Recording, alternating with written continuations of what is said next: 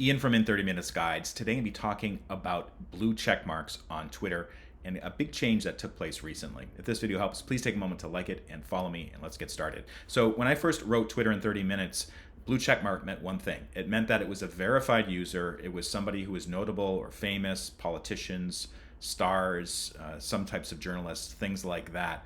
But recently, in the past 6 months or so, blue check marks have changed quite a bit. And now there are two types of blue check marks. They look the same.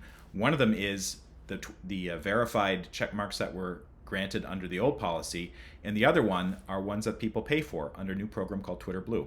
So, for instance, Alice here, she has a blue check mark next to her name.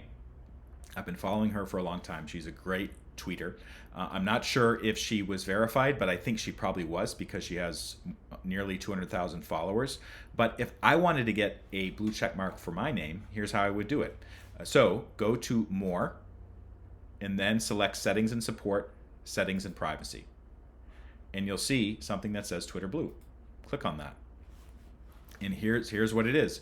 You can pay to get a blue check mark next to your name. I could do that if I wanted to.